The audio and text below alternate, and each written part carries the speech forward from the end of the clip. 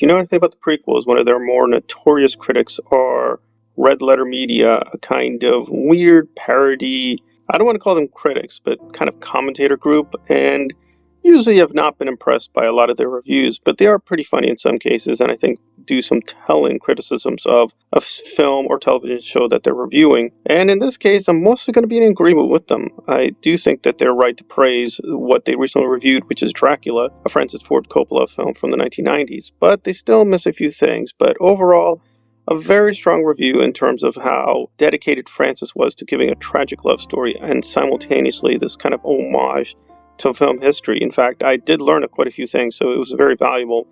But I think, again, as always, they sort of have their own tangent and get some things factually as well as conceptually wrong. But overall, a pretty good kind of video essay that they put out, and a lot better than their usual reviews and essays. So we're going to listen to a short clip and then respond.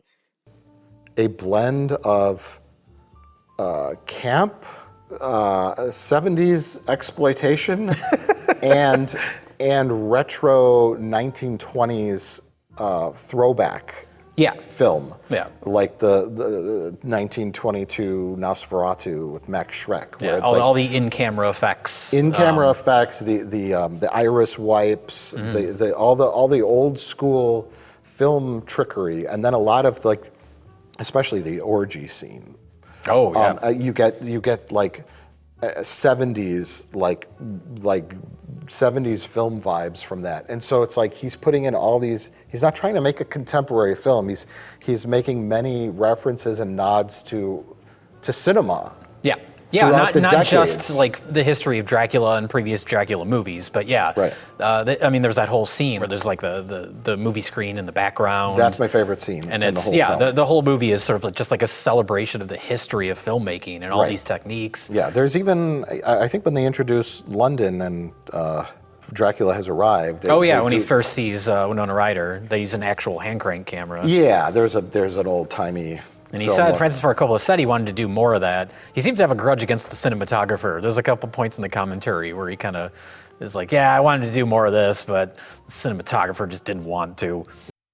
Try to refine some of the points they're making. While they do make a lot of Gary Oldman and Francis Ford Coppola having problems, apparently they're not aware that Winona Ryder and Gary Oldman had a lot of issues, and this actually intruded upon production because they had to do reshoots, and neither one of them wanted to act against one another, so they sort of missed that. I will acknowledge that they helped me out a lot with Keanu because he seems very robotic in the performance, and a lot of people think that that's just Keanu, but apparently he was just very exhausted, so he wasn't reacting as naturalistically as he should in many scenes. But interestingly enough, they're missing the point in terms of why Francis is using all this religious iconography and why Dracula has a much more kind of lush, red wardrobe and clothing.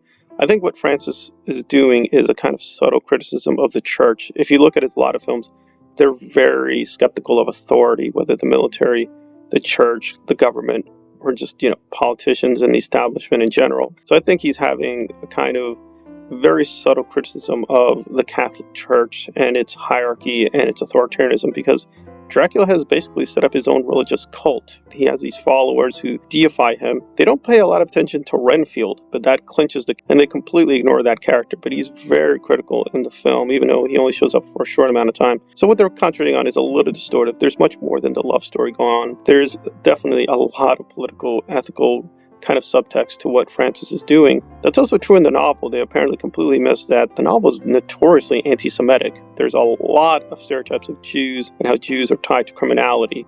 So I don't think the casting of Winona was just simply because she's very beautiful. I think Francis is doing a lot of things commenting on the source material in terms of the anti-Semitism. And finally, Jay makes this intriguing hypothesis that certain parts of the scenes may be lifted from other werewolf movies.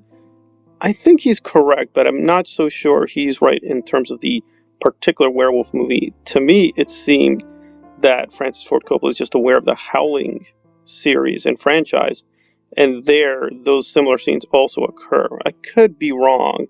Again, he does make a good case for like a visual comparison, but I think it's the Howling. I actually agree with a lot of their points, but as always, they do get a few things wrong. and why they're skewed in the way they are is a little strange. Of course, they can't help themselves, and they have a few insults at George Lucas. And I myself am very critical of Lucas, but actually, with this particular production, Francis relied on him to help him out. Lucas himself actually aided in Dracula, and they seem to be completely unaware of that. There's a lot of visual parallels between this and Revenge of the Sith. So in terms of costume design, in terms of the use of red, in terms of the Gothic themes, it's really interesting that, again, because they're so honed in on their particular angle, they don't really look at the movie, I think, much more fully. But I've already done an essay on how Dracula is used as a myth in Revenge of the Sith, so I'll link that in the description. But yeah, this is a good review in terms of giving a lot of overdue praise for Dracula, but I think, again, they miss out on a lot of things as well. But again, overall, it's a strong essay, and they bring up a lot of things that even I wasn't aware of or didn't know. And I've studied Dracula for a while, so it's valuable, but again, still misleading in certain key places. All right, this has been a response to Red Letter Media and their review of Francis Ford Coppola's Dracula.